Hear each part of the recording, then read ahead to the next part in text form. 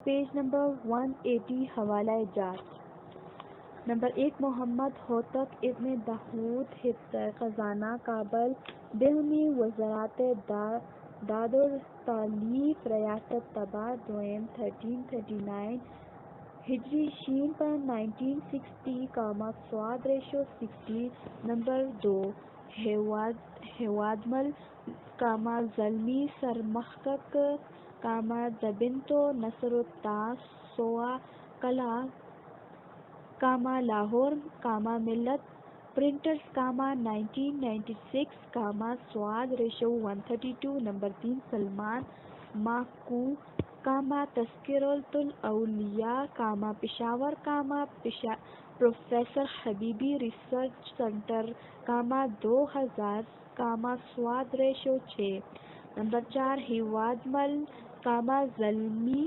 سرمحقق دبنتو نستراتا سوا کلا سواد ریشو 145 تا 147 نمبر 5 ایزن سواد ریشو 147 تا 149 number 6 Raverty H G captain dictionary of Pakhto Pashto or language of the Afghan Karachi Indus publications 1977 p.xv number 7 Abid p.xvi number 8 Bayazid Ansari Khair ul-Bayan مقدمہ تنویر حواشی عبدالقدوس قاسمی پشاور پشتو اکیڈمی پشاور یونیورسٹی طبع دوئم 1988 سواد 140 نمبر 9 عبدالحی حبیبی دبنتو ادبیات و تاریخ جلدویب کابل پشتو ٹولنا طبع دوئم 1342 شین پر 1963 سواد ریشو 363 تا 367 نمبر 10 اخون درویزہ محسن مقدمہ ریشو سید تقویم الحق کاکا خیل پشاور پشتو اکیڈمی پشاور یونیورسٹی طبع دوئم 1987 سواد ریشو 47 نمبر 11 الزانی خویشکی الزانی خویشکی کلیات ترتیب و تحقیق ریشو doctor Parvez Mahjoor Khweshki Peshawar Pashto academy Peshawar university June 2005 سواد ریشو 1069 نمبر 12 ایزن سواد ریشو 158 159 نمبر 13 ہیوادمل زلمے دہن دا کتابو پخانو پشتونو خطی نسخی کابل پشتو ٹولنا 1362 ہجری شین سواد ریشو 11 نمبر 14 ہیوادمل زلمی سرمحقق ہند کی دبنتو رسبی او ادبیاتو دا ایجاد او ودی پیروانو لاہور شرکت برنٹن پریس طبع دوئم 1373 ہجری شین سواد ریشو 163 نمبر 15 ایزن سواد ریشو 163 تا 164 نمبر 15 ریشن صدیق اللہ دبشتو نصر ہندارا پشاور یونیورسٹی بک ایجنسی سی نون سواد ریشو 75 نمبر 17 کامل دوست محمد خان خوشحال خان خٹک پشاور ادارہ اشاعت سرحد 1951 سواد ریشو 398 نمبر 18 خوشحال خان خٹک ہندو کوہنامہ تدوین و دبیاچہ ریشو حبیب اللہ رفیع جرمنی دبنتی کلتورت دویدی تلنا کاما 2001 کاما سواد ریشو 32 نمبر 19 ایزن کاما سواد ratio 14 number 20 Khushal Khan Khattak comma دستان نامہ کاما تزوین ریشو Pardil Khattak comma Peshawar comma Pashto academy comma Peshawar university comma 1991 comma سواد ریشو 2 نمبر 21 عبدالحی حبیبی دا خوشحال خٹک دا جہانداری نظریہ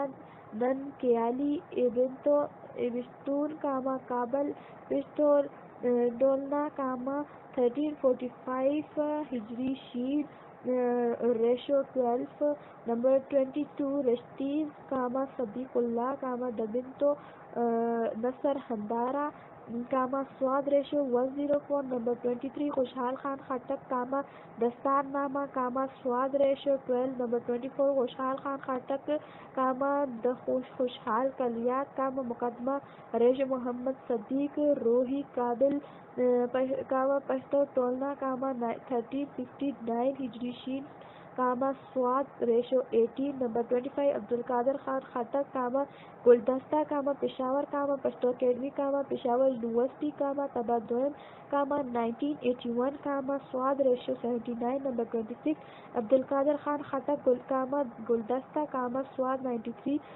نمبر 27 رشتین کاما صدیق اللہ کاما دبنتو نصر ہندارا کاما سواد ریشو 107 نمبر 28 ایزن کاما سواد ریشو 111 نمبر 29 افضل خان خٹک کاما تاریخ پیسہ کاما تجوید کاما حواشی و مقدمہ ریشو دوست محمد خان کامل کاما پشاور کاما یونیورسٹی کاما بک ایجنسی کاما 1974 کاما سواد 150 نمبر 30 افضل خان خٹک کاما عالم خانہ دانش بحوالہ دبشتو نصر ہندارا کاما سواد ریشو 121 ریشو 122 نمبر 31 رشتین کاما صدیق اللہ کاما دبشتو نصر ہندارا سواد ریشو 123 کاما 124 نمبر 32 ہیواد مل کاما زلمے سرمخکک کاما دبشتو نصر عطا سودا کلا کاما سواد ریشو 338 نمبر 33 محمد ہوتک عزم داود کاما حیا خزانہ کاما سواد ریشو 4 عزیز طلبہ، یہ آڈیو ریکارڈنگ آپ کے لیے ہیومینیٹیرین ڈیولپمنٹ آرگنائزیشن ایبٹ آباد کے ذریعے اہتمام کی گئی۔ ہیومینیٹیرین ڈیولپمنٹ آرگنائزیشن ایبٹ آباد 2011 سے اپنی مدد آپ کے تحت صحت، تعلیم اور معاشی خود مختاری کے شعبوں میں بہتری کے لیے کوشاں ہے۔ ادارہ نے نہ صرف خیبر پختونخوا کے ملک بھر کے نابینا طلباء کی تعلیمی مشکلات اور رکاوٹوں کو دور کرنے کے لیے ایف اے تا ماسٹرز لیول کی نصابی کتب اور کورسز، جن میں علامہ اقبال اوپن یونیورسٹی کے کورسز بھی شامل ہیں، کو آڈیو ریکارڈنگ میں منتقل کرنے کا اہتمام کیا ہے، تاکہ نابینا طلباء اعلیٰ تعلیم تک رسائی حاصل کر کے ملک و قوم کی ترقی اور خوشحالی میں اپنا بھرپور کردار ادا کر سکیں۔ یہ تمام آڈیو ریکارڈنگز نابینا طلباء کو بالکل مفت فراہم کی جا رہی ہیں۔ نابینا طلباء کے علاوہ دیگر طلباء بھی اس تعلیمی سہولت سے استفادہ کر سکتے ہیں۔ ہیومینیٹیرین ڈیولپمنٹ آرگنائزیشن ایبٹ آباد، ای میل HDOATD@gmail.com، ویب سائٹ HDORG.net، رابطہ نمبر 03459541 یعنی 0345 95 41 838۔ پیج نمبر 183 جدید پشتو شاعری۔ پشتو کے شاعری ادب میں حیت فارم آف مواد سبجیکٹ کے اعتبار سے جدیدیت کا آغاز اس وقت سے ہوتا ہے جب سرحد میں انگریزوں کے خلاف آزادی کی تحریک شروع ہوئی۔ 20ویں صدی کے اوائل کا زمانہ پشتو شاعری میں جدید ادبی رجحانات کے درآنے اور اس کا نصف دوئم ان رجوعات میں تیزی آنے کا دور تسلیم کیا جا سکتا ہے۔ بعض ناقدین کی رائے ہے کہ پشتو زبان و ادب سے جدید ادبی رجحانات انگریزی ادب سے براہ راست قبول کیے، مگر اس رائے کی پوری طرح سے تائید ممکن نہیں، کیونکہ ان دونوں پشتوں میں بہت کم لکھنے والے اس معیار کے تھے جو انگریزی ادب سے براہ راست استفادہ کر سکے۔ البتہ مؤرخ رائے یہ ہے کہ ہمارے اکثر ادیبوں نے اردو کی وساطت سے پشتو میں نئے ادبی رجحانات داخل کیے۔ یہ ادبی رجحانات فکری بھی تھے اور فنی بھی۔ فکری لحاظ سے ان رجحانات نے ادب کو زندگی کے قریب تر لانے کی کوشش کی اور اسے نئے راہوں پر گامزن کیا۔ فنی حوالے سے بھی نظم کی حیت میں نئے تجربے سامنے آئے اور نظم کی حیثیت جیسے مرحوم نظم، آزاد نظم، سلیل طرزی نظم، ہائیکو وغیرہ بھی ضرورت پذیر ہوئی۔ ذیل کی سطور میں فکری اور فنی حوالے سے ان جدید ادبی رجحانات کا مختصر تذکرہ کیا جاتا ہے۔ حریت پسندی کا رجحان 20ویں صدی کے اوائل میں سب سے پہلے جس فکری رجحان نے پشتو شاعری میں فروغ پایا وہ وطن پرستی، حریت پسندی اور قومی اتحاد یکجہتی کا رجحان ہے۔ جن شعراء اور شاعرات نے اس دور میں اپنے آپ کو آزادی کے لیے وقف کیے رکھا اور تحریک آزادی سے متعلق قومی تحریکوں میں شامل رہے، آزادی، ملی بیداری اور سیاسی شعور پیدا کرنے کے لیے پرمعنی اور ولولہ انگیز نظمیں لکھیں اور اس جذبے کو تقویت دی، ان میں غازی فضل، محمد اسلم کمائی، محمد اکبر خان، عبدالخالق خلیل، میاں احمد شاہ بستی، کاکا جی صنوبر، حسین محمد خان، میر ہلالی، عبدالمالک فدا، مرزا تاج محمد خاموش، عبداللہ اکبر خان، اکبر فضل، رحیم ساقی، ارباب محمد اسلم شرر، امیر نواز خان جلیہ، عبدالغنی خان، سیدہ بشریٰ بیگم، الف جانا خٹک وغیرہ ہم شامل ہیں۔ ان حریت پسندی شعراء اور شاعرات نے آزادی کے حق میں اتنی زبردست فضاؤں کی کہ انگریز حکمرانوں نے اس کو شدت سے محسوس کیا۔ ان شعراء میں غازی فضل محمودی مخفی وہ پہلے شاعر ہیں جنہوں نے آزادی کی تحریک کے پیش نظر جدید سوچ اور فکر کو نظم کا جامہ پہنایا۔ شدید پشتو نظم نے موضوع کے ساتھ حیت میں بھی تبدیلی کی اور اپنی شاعری کے ذریعے حریت اور آزادی کا درس دیا۔ اس حوالے سے اسی دور کے ایک اور شاعر سید راحت زاخیلی 1884 تا 1968 ہے جو مخفی کے اہم نثر اور ہم عمر ہیں۔ ان کی شاعری میں بھی فکری لحاظ سے جدیت کا ایک دھندلا سا عکس نظر آتا ہے۔ ان کی نظمیں اگرچہ ساختیاتی اعتبار سے روایتی ہے لیکن ان کا انداز بیاں اور موضوعات جدید ہے۔ محمد اسلم کمال کی شاعری کی بیشتر موضوعات روایتی ہیں مگر اس میں پشتون قومیت اور احساس کی جھلک نمایاں ہے۔ محمد اکبر خادم کی زندگی استحصالی، استعماری اور سامراجی قوتوں کے خلاف جدوجہد سے عبارت سے ہے۔ بلا شبہ وہ صحیح معنوں میں آزادی کے داعی اور برچاک تھے۔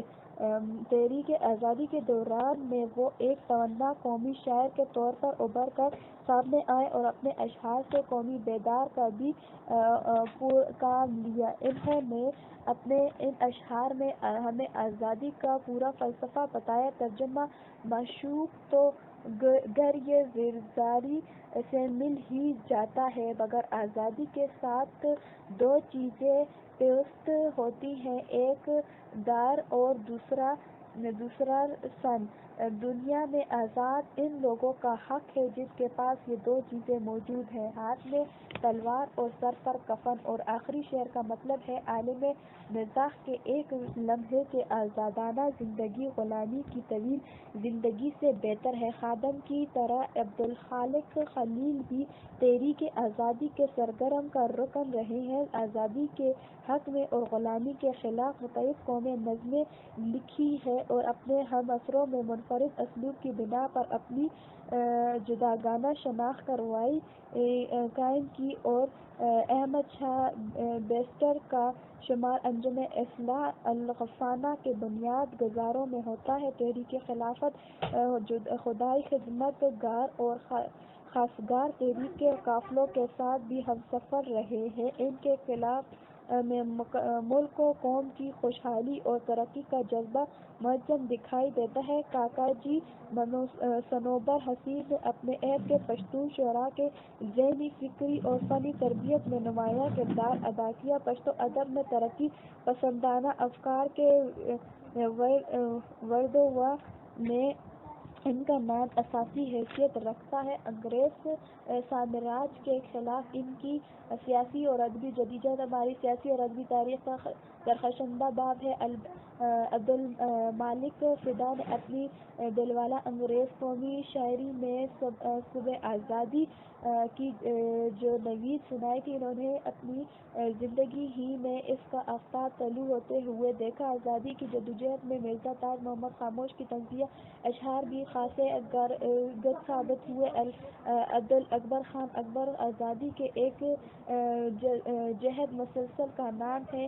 اصول آزادی کے ضمن میں انہیں قید و بند کی بے پناہ صعوبتیں بھی برداشت کرنا پڑیں۔ ان کے اپنے قول کے مطابق ان کی شاعری کا واحد مقصد وطن کی آزادی اور پشتونوں کی اصلاح ہے۔ اس مقصد کے حصول کے لیے انہوں نے نہ صرف شاعری کو وسیلہ اظہار بنایا بلکہ اپنے ڈراموں اور مضامین کو بھی اس مقصد کے لیے استعمال کیا۔ اسی طرح قومی اور ملی شاعری کے حوالے سے فضل الرحیم ساقی، ارباب محمد اسلم شرر، امیر نواز جلیاں، کرامت شاہ فلوج وغیرہ ہم کے نام بھی خصوصی اہمیت کے حامل ہیں۔ جلیاں کا یہ شعر پڑھنے سے تعلق رکھتا ہے جس میں انگریز گورنر کو مخاطب کرتے ہوئے کہا گیا ہے، ترجمہ خیر و خبردار رہو، سرحد کے نوجوان باز نہیں آتے، وہ دن دور نہیں میں تمہارے جب و استبد کا سورج غروب ہوا دیکھ لوں۔ بدائی والی شور لی گیا ہے تاستا پتہ نہیں سبق میں کی تو چیک سے دیتا ہوا ہے۔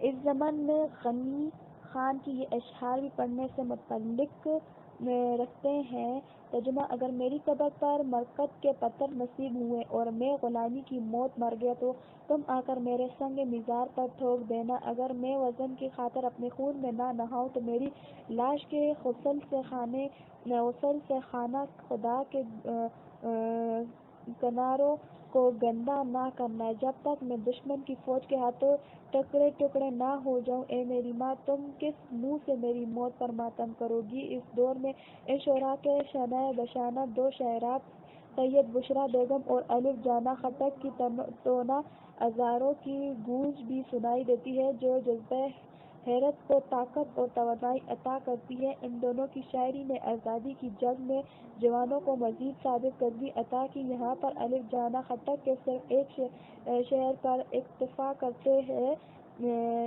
ترجمہ میرے دل کی آرزو مکمل آزادی کا اصول ہے، اے بھائی جاؤ اپنی بہن کے دل کی آرزو پوری کرو۔ یہ رجحان پشتو شاعری میں سب سے اہم فکری رجحان تھا کیونکہ پشتو معاشرے کے فرد کو سب کچھ گوارا ہے مگر وہ آزادی کے لیے کوئی سمجھوتہ نہیں کر سکتا۔ غلامی اور غلامانہ مزاج اس کے فطرت کا خاص حصہ ہے۔ وہ لایا صحرا ہو کے مدو کوہستان، آزادی فکر اور آزادی اظہار اس کی بنیادی خواہش ہے۔ اس رجحان نے پشتو کے شعر و ادب پر گہرے اثرات مرتب کیے اور یقیناً یہ اس دور ازدحام معاشرے میں کچھ کم اہمیت کا حامل نہیں تھا۔ مذکورہ حریص پسند شاعروں میں سے بیشتر شاعراء وہ ہیں جو براہ راست یا بواسطہ طور پر انجمن اصلاح الغفنہ کے ساتھ منسلک رہے۔ اس انجمن کی بنیاد 1921 میں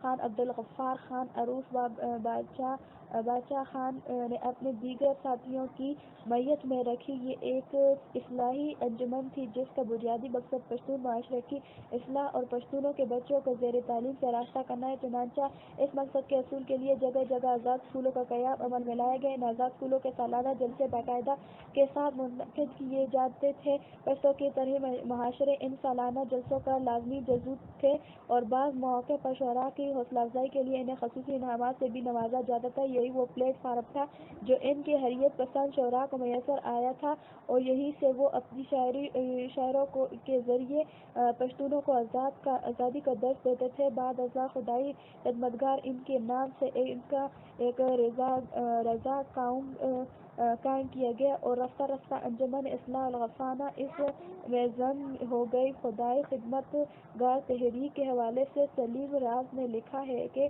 یہ بنیادی طور پر ایک اصلاحی تحریک تھی جو پشتونوں کی سماجی اور ثقافتی زندگی کی اصلاح کے غرض سے قائم کی گئی تھی، مگر بعد ازاں ملک کے سیاسی حالات، انگریزوں کی جدوجہد، تشدد اور حصول آزادی کے جذبے کی بدولت یہ ایک سیاسی تحریک میں بدل گئی۔ اس سیاسی تحریک نے پشتوں کے شعر و ادب میں گہرے اثرات مرتب کیے اور بلند پایہ شعراء اور ادبا کی ایک مضبوط کے اختیار کی، جنہوں نے اپنی تحریکوں کی بدولت اس پشتوں کو زندگی بخش دی، پشتون قوم کو اصل ثقافتوں کا شعور عطا کیا اور پشتو ادب کو جدید دور کے زمینی اور زمانی مسائل سے آشنا کر کے اسے اپنے عہد کا ترجمان بنایا۔ تحریک میں طرحی اور غیر طرحی مشاعروں اور اسٹیج ڈراموں کے ذریعے عوام کو آزادی اور جمہوری حقوق کا شعور دیا اور گل بلبل کے بجائے زندگی کے حقیقی مسائل شاعری کے موضوعات بنائے ہیں۔ نمبر 1 رومانوی اثرات۔ جدید پشتو شاعری میں دوسرا اہم رجحان فلسفیانہ مضامین کے ساتھ ساتھ رومانیات کا اظہار ہے۔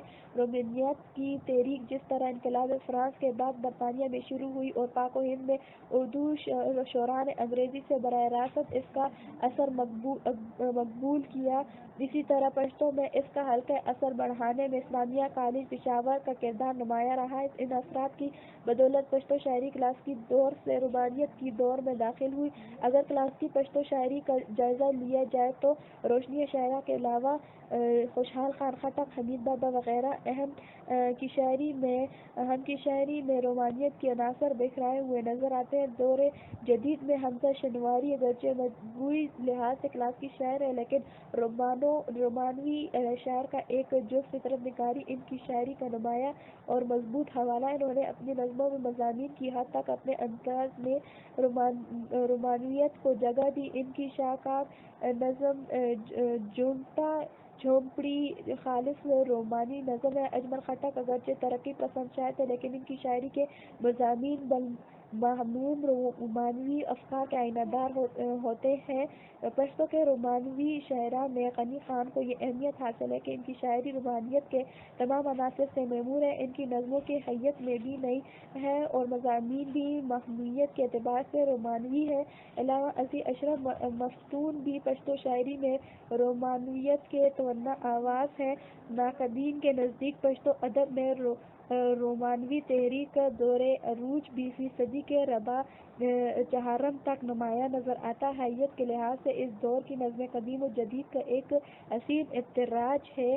رومانیت کے علم بردار دوسرے شعراء میں سید رسول رضا، عبدالرحیم مجروح، یونس خلیل، ہاشم بابر وغیرہ ہم کے نام لیے جا سکتے ہیں۔ جدید پشتو شاعری اور ترقی پسند تحریک۔ جدید پشتو شاعری میں تحریک پسند تحریک سے زیر اثر ترقی پسندانہ افکار کا رجحان بھی خاصا نمایاں ہے۔ 1947 میں پشاور میں انجمن ترقی پسند مصنفین کے باقاعدہ تنقیدی اجلاس منعقد ہونا شروع ہوئے۔ اردو کے علاوہ پشتوں کے شاعری ترقی پسند قلمکار ان تنقیدی اجلاسوں میں باقاعدہ شریک ہوتے رہے۔ اس انجمن سے پہلے دائرہ ادبیہ اور انجمن ترقی اردو جیسی ادبی تنظیمیں قائم تھیں جن میں ترقی پسند لکھاری متحرک تھے۔ فارغ بخاری کے مطابق ہمارا یہ اجلاس اتنے مشہور ہوئے کہ ان میں سرحد اسمبلی کے اسپیکر ملک خدابخش خان، عبدالرب خان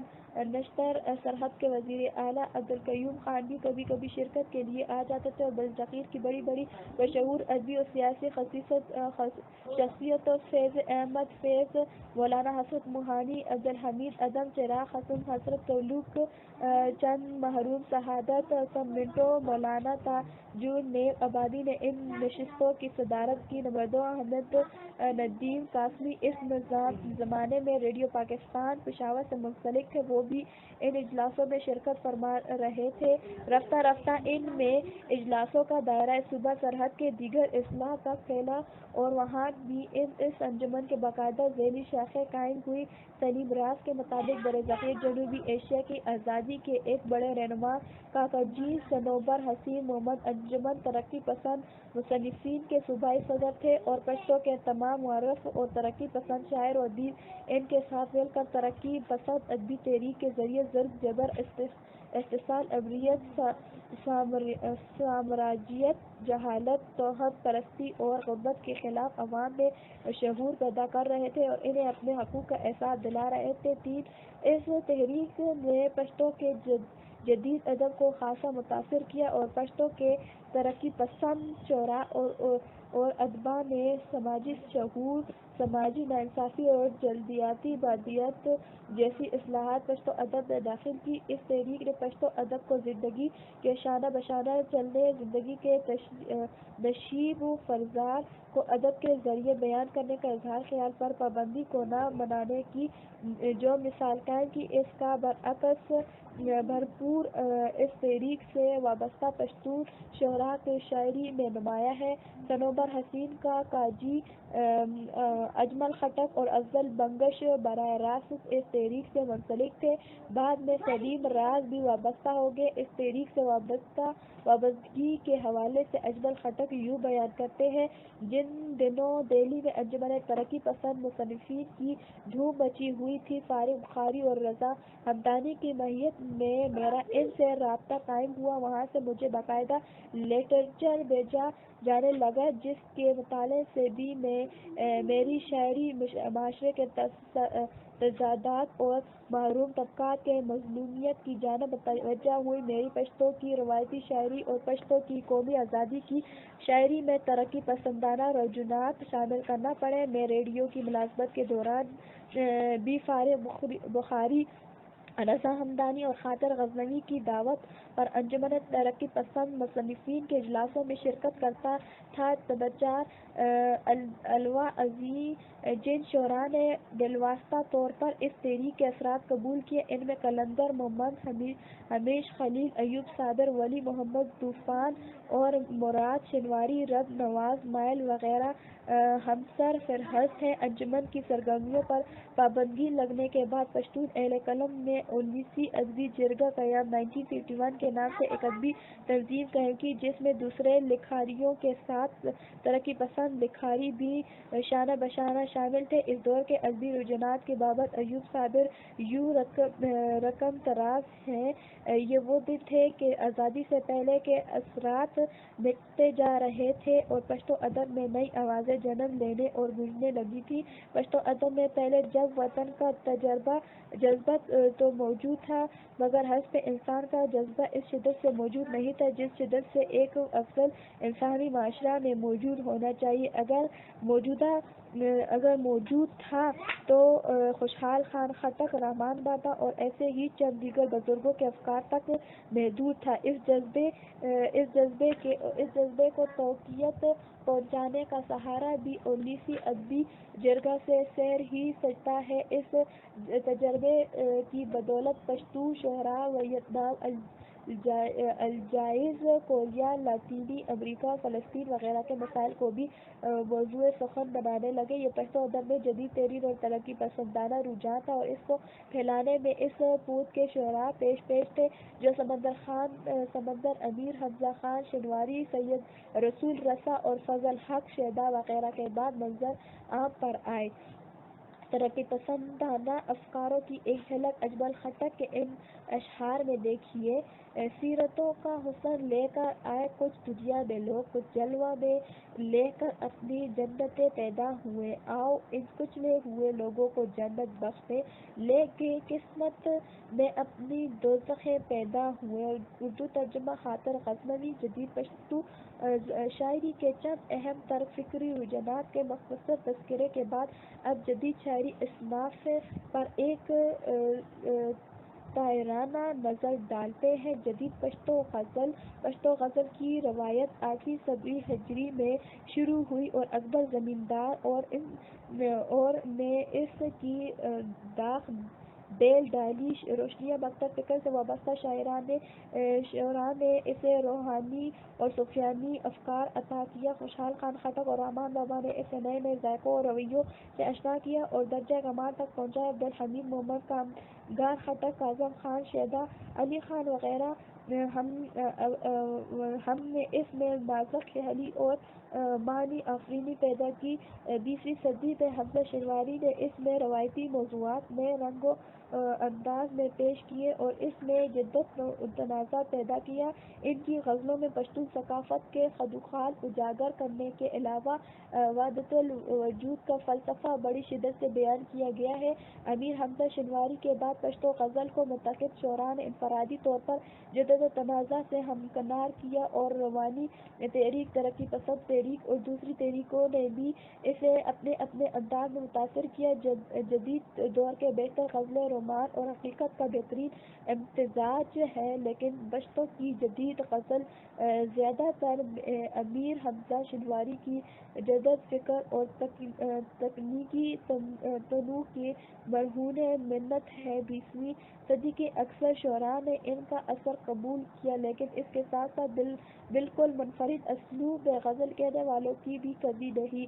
اشرف مفتون، سید رسول رسا، عبدالرحیم مجذوب وغیرہ ہم نے جدید مغربی اثرات کے زیر سایہ اور انگریزی ادب کے براہ راست مطالعے کی وجہ سے پشتو غزل کو ایک نیا رنگ و آہنگ دیا۔ ولی محمد طوفان، ایوب صابر، سیف الرحمن سلیم، اجمل خٹک قلندر، محمد سلیم راز وغیرہ ہم نے اس کا ناطہ زمینی حقائق سے جوڑ کر ایک نئے طرز حساس اور اسلوب کا اضافہ کیا اور پشتو غزل میں بھوک اور افلاس جیسے انسانی مسائل زیر بحث لا کر اس میں مقصدیت پیدا کی۔ لیکن اس کے ساتھ ساتھ وطن سے محبت کا جذبہ بھی ان کی غزلیات کا اہم موضوع ہے۔ قمر راہی اور فضل حق شیدا بھی اس نغمے کے ہم نوا ہیں۔ سمندر خان سمندر نے عروضی شاعری کے زمرے میں غزل کے آہنگ میں تجربے کیے۔ خاطر آفریدی، ناظر شینواری اور اکرم اللہ خان کے نام پشتو غزل میں بے ساختگی و برجستگی کے حوالے سے لیے جا سکتے ہیں۔ یونس خلیل صاحب زادہ فیضی اور علاقہ یوسف زئی کے متحد شعراء اور رومانی تحریک کے زیر اثر اپنی شاعرانہ بصیرت و صلاحیت کو بروئے کار لا رہے ہیں۔ اس طرح عبدالحی اخونزادہ اور عبدالسلام عشیزی بھی پشتو غزل کے حوالے سے معتبر ترین نام ہیں۔ دوست محمد خان کامل، لطیف وینی، خاطر کلاچوی، قاضی سیال سین بیندے رحمۃ اللہ درد، منتظر بیٹنیک لائق، شادر باخیل، وکیل منصور، شہید اللہ حیران، ایازی، داؤدزئی، ربنواز، مائل، سردار خان فنا، شمس القمر، اندیش، ہمیش خلیل، پیر گوہر، مراد شینواری، فرید صحرائی، اسرار تورو، میم رے شفق، ڈاکٹر اسرار محمد نواز، طاہر عبداللہ جان اسیر، سیال ڈاکٹر صاحبزادہ شہید اللہ جان برق، ہاشم بابر، فوزیہ انجم، رومان ساغر، فہیم مرود، محمد اعظم محمد اسلام ارمانی، ساحر آفریدی، عبدالرؤف زاہد، بہجور سورانی، متی اللہ قریشی، محمد اقبال، ابوالخیلند، عبدالکریم باریالی، عابد شاہ، عابد سعید گوہر، سرور صدائی، عمر گل اسکر، خیر محمد عارف، عبدالباری اثر، کلیم اللہ صدام، شفیق العالم، معذور یار، راز محمد راز، اقبال نسیم خٹک، ہمایوں یار، محمد قبوم، راج ولی شاہ خٹک، رحمت شاہ سائل، درویش دریانی، محمد ایاز، فرحاد محمد، غالب ترین، پرویز مہجور، اسیر منگل، عباسین، یوسفزئی، اسماعیل گوہر قمر سے رائے، کلیم شنواری اور 20 دیگر نام پشتو کے بلند پاپا غزل گو ہیں، جنہوں نے نہ صرف پشتو غزل کی روایت کو آگے بڑھایا بلکہ اس میں نئی مصنوعات، جدتیں اور نئے امکانات بھی پیدا کیے۔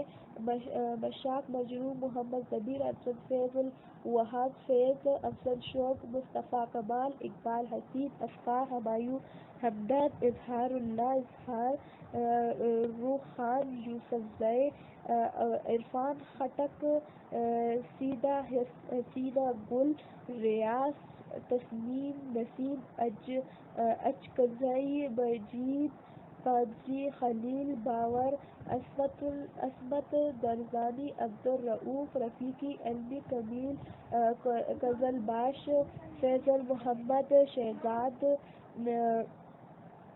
غیر ہم نئے پود کے تازہ کار غزل گو ہیں جو فکری اور فنی حوالات سے پشتو غزل کو تازگی اور نگار بخش رہے ہیں اور اسے عصری تقاضوں کے ساتھ آہنگ کرنے کے لیے کوشاں ہیں۔ ان میں بعض غزل گو ایسے ہیں جو نظم گوئی میں بھی یکساں روزگار ہیں۔ جدید پشتو نظم پشتو شاعری میں قدیم اصناف قصیدہ، مثنوی، مرثیہ اور پابند نظم کی دیگر اشکال کا رواج تو کلاسیکی دور سے ہے، لیکن نظم کی جدید شکل 20ویں صدی کے اوائل ہی میں نمودار ہوئی۔ اسلم خان کمالی، راحت زاخیلی اور فضل محمد میخفلی جدید نظم کے بانی میں شمار کیے جاتے ہیں۔ انہی کی مساعی سے پشتو میں نظم جدید کا آغاز ہوا۔ ابتدائی سے نظم میں حیاتی تجربے میں شروع ہوئے اور موضوعاتی تنوع بھی نظر آیا۔ پابند نظم کی مختلف اشکال کے ساتھ ساتھ نظم، مہرایا، آزاد نظم، خطا و نثری نظم تک کے تجربے ہوئے۔ جدید پشتو نظم کی بنیاد گزاروں اور اس روایت کو آگے بڑھانے والے دیگر شعراء کے ساتھ ساتھ سمندر خان، سمندر، حمزہ شنواری، فضل حق، سید رسول رضا، غنی خان، ولی محمد طوفان، ایوب صابر، سید میر مہدی شاہ، مہدی اشرف، مفتون، قمر راہی، اجمل خٹک، یونس خلیل، یوسف الرحمان شریف قلندر، محمد ہمیش خلیل، پیر گوہر، پریشان خٹک، عبدالرحیم مجذوب، تقی شراب، ہاشمی، سید اللہ جان برق، ڈاکٹر اسرار رب، نواز اسماعیل، ڈاکٹر امین الحق امیر، محمد نواز خٹک، اصغر لالہ، سلطان محمد صابر، لطیف وہبی، عبدالغفر انبیکس، رشید علی دہقان، شیر محمد منوش، مراد شنواری، سلیم ریاض، فوزیہ انجم، ڈاکٹر فضل الدین خٹک، سردار خان فنا، ہاشم بابر، منتظر ہیٹلیے، محمد نواز طاہر، سید عابد شاہ عابد، محمد اعظم امین اللہ خاموش، امین اللہ دودیزے، آسمی ہاشمگرے، اشرف خمین، قمر زمان، قمر غازی سیال، سلمیٰ شاہین، علی اکبر سیال، رحمت اللہ شاہ، درویش درانی، نسیم اچکزئی، افضل شوق، فاروق سلمائی اور درجنوں دیگر شاعر بھی شامل ہیں۔ ان میں سے بعض شاعر بنیادی طور پر غزل گو ہیں، مگر ان کی نظم گوئی کو بھی نظر انداز نہیں کیا جا سکتا۔ موضوعاتی محنویت کے حوالے سے جذبہ حریت، رومانیت اور ترقی پسند رجحانات ان شاعروں کے کاشوں میں نمایاں ہوئے۔ نظم کی جن نئی اشکال کو جدید پشتو شاعری میں متحرک کرایا گیا، ان کی تفصیل ذیل میں بیان کی جاتی ہے۔ نظم مہرا۔ پشتو ادب میں نظم مہرا کا تجربہ تو ہوا، مگر اسے خاطر خواہ پذیرائی نہیں ملی۔ تاہم اس کی مثالیں پشتو ادب میں موجود ہیں جن شعراء نے اس حیت میں اظہار خیال کیا۔ ان میں سید رسول رسا، فضل حق شیدا، اشرف مفتون، یونس خلیل، اجمل خٹک، لطیف وہمی، محمد نواز طاہر اور رشید علی خان دہقان، سلیم راز، فوزیہ انجم، امین اللہ، داؤدزے، خلیل باور وغیرہ ہم کے نام قابل ذکر ہیں۔ علاوہ ازیں قمر راہی کے شاہی مجموعے خیزہ کرم میں بھی جدید مہرا نظموں کے نمونے موجود ہیں۔ خلیل باور کی ایک نظم ویں دست لیک آخری خط ما اردو ترجمہ ملاحظہ ہو تمہارے خط کے یہ چند جملے جو پر اثر ہیں، قسم ہے مجھ کو انہی کی جانا۔ میں جانتا ہوں تمہارے دل کے تمام غم دکھ، مگر ہے کچھ یوں کہ میرے دل کو ہے اس کا خدشہ۔ یہ سارے دکھ، یہ سب کے سب انتظار لمحے سمٹ سکیں گے نہ ایک کاغذ میں، ایک خط میں۔ یہ آج کا خط، یہ آخری اور گلو بھرا خط تمہارا تم کو کچھ اور بھی دیکھ کے داغ دے گا۔ اردو ترجمہ علی کمیل قزلباش۔ آزاد نظم۔ پشتو میں آزاد نظم کو داخل ہوئے زیادہ عرصہ نہیں گزارا، تاہم اس نے بطور خاص اپنے لیے ایک مقام پیدا کیا۔ آزاد نظم کے حوالے سے زمانہ بانگ حرم پشاور میں سال 1963 اور اس کے بعد موافق اور مخالف مباحث کا جو سلسلہ چلتا رہا، اس نے پشتو ادب میں تنقیدی رجحان کو فروغ دیا۔ آزاد نظم کے حامیوں میں مراد شنواری، لطیف دہمی، ایوب صابر، سلیم راز، محمد نواز طاہر، میاں سید رسول رسا، ہاشم بابر، تقی شراب ہاشمی وغیرہ ہم کے نام قابل ذکر ہیں، جبکہ مخالفین میں محمد نواز خٹک، امیر حمزہ شنواری رحمۃ اللہ، درد سعد اللہ جان برق اور عبدالرحیم مجذوب کے نام لیے جا سکتے ہیں۔ اس میں شک نہیں کہ آزاد نظم کو پشتو میں ایک صنف کے طور پر تسلیم کیا جا رہا ہے، مگر یہ فیصلہ ابھی باقی ہے کہ پشتو زبان میں آزاد نظم کا بانی کون ہے۔ اس اعزاز کے لیے ایک دعویدار ہے جن میں میاں سید رسول رسا، ارباب ہدایت اللہ، ایوب صابر اور امین اللہ خاموش خٹک خان شامل ہیں۔ بہرحال سید رسول رسا، میجر یونس خلیل، ایوب صابر، محمود نواز طاہر، سلیم راز، فوزیہ انجم، سلمیٰ شاہین، عنایت اللہ ضیاء اور میم رشفق وغیرہ ہم کی بعض آزاد نظمیں ادبی شاہکار کی حیثیت رکھتی ہیں، خصوصاً ایوب صابر کی گمگان سیاہی اور ضمیر کی آواز بڑی معیار نظمیں ہیں۔ نوجوان لکھاریوں میں افضل شوق سیدہ حسینہ گل اور پیر محمد کاروان کی نظمیں اسلوب کی انفرادیت اور موضوعاتی تنوع کے حوالے سے قابل ذکر افضل شوق کی ایک آزاد نظم معصومہ خطا اردو ترجمہ ملاحظہ، جس میں پشتو آزاد نظم کا معیار کا اندازہ لگایا جا سکتا ہے۔ ترجمہ پشتو کے ساتھ مقابلے کے رجحان میں انسانوں نے اپنی فطرت کے خلاف وہ راستہ چنا جو جاتا تو جنت کی طرف ہے، مگر ذرا آگے چل کے شیطان کے گھر کی طرف مڑتا ہے۔ ثانیت۔ پشتو شعراء نے ثانیت لکھنے کا بھی تجربہ کیا اور یہ تجربہ کامیاب بھی رہا، مگر اس کے مشق نہیں کہ گئی، لہٰذا یہ تجربہ محض ایک تجربہ ہی رہا۔ تاہم معروف شاعر ہاشم بابر نے اس میں باقاعدگی سے طبع آزمائی کی اور ان کے طبع شدہ شعری مجموعوں میں اس کے متعدد نمونے ملتے ہیں۔ پشتو میں سانٹ لکھنے والے دیگر شعراء میں عبدالرؤف مرزوق، ڈاکٹر امین الحق امین، سلیم راز، سید عبدالجلیل جمیل وغیرہ شامل ہیں۔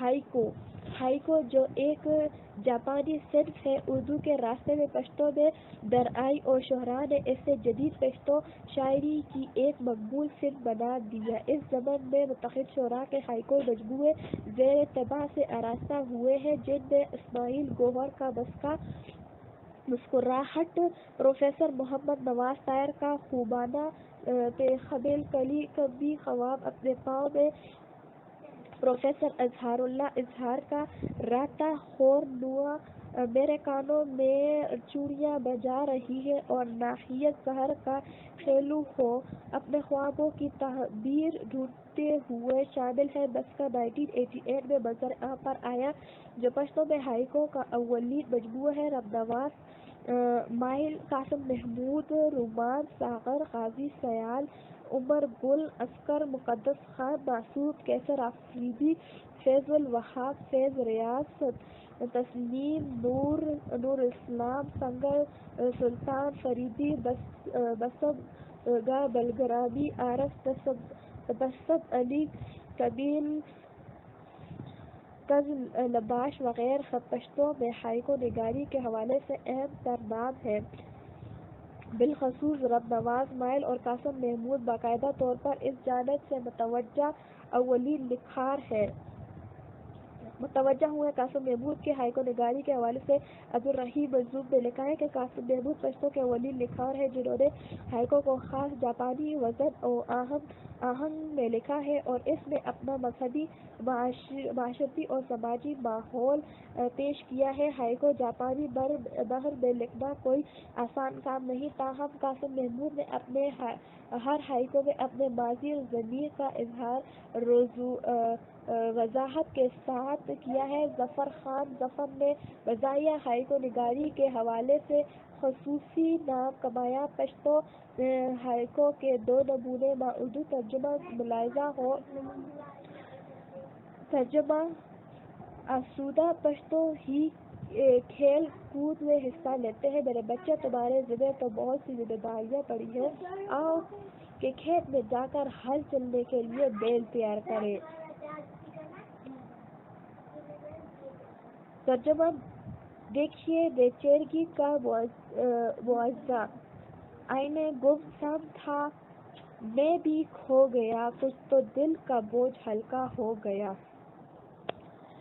جدید پشتو شاعری کے چند اہم تر شعراء، جن شعراء نے باقاعدہ طور پر فکر، ہیئت، اسلوب اور موضوعات کے اعتبار سے پشتو شاعری کو نیا رخ دیا، ان میں سے چند شعراء کے فن سخن کا جائزہ ذیل میں پیش کیا جاتا ہے۔ سمندر خان سمندر 1901 سے 1990 کو جدید پشتو شعری ادب میں عروضی مکتب کا بابا آدم تصور کیا جاتا ہے۔ انہوں نے پشتو شاعری ادب میں کئی ہزار اشعار کا اضافہ کیا۔ انہوں نے اپنی شاعری کا آغاز نظم گوئی سے کیا۔ تحریک آزادی کے دوران میں متعدد قومی، انقلابی اور دل والی انگیز نظمیں لکھی اور عوام میں جذبہ حریت پیدا کیا۔ قیام پاکستان کے بعد 1948 میں انہوں نے ملک الشعراء کا خطاب دیا۔ وہ طویل نظم گوئی میں مہارت نامہ رکھتے تھے۔ ان کا سب سے اہم ادبی، علمی اور مذہبی کارنامہ کلمہ طیبہ کی منظوم شرح توحید زمزمہ توحید ہے، جو 10 جلدوں اور 64,000 اشعار پر مشتمل ہے۔ پشتو اکیڈمی پشاور یونیورسٹی نے اسے زیر طباعت سے آراستہ کیا ہے، جو کہ دبلال بائک، بانگ بلاول، دائم سوگا، علم کی چوٹی اور دا قرآن کی فریاد ان کی دیگر طویل نظمیں ہیں، جو الگ الگ کتابی صورت میں دستیاب ہیں۔ ناقدین کے نزدیک سمندر خان جدید پشتو ادب کے وہ مینار نور ہیں جن کے کلام میں وہ روز بیان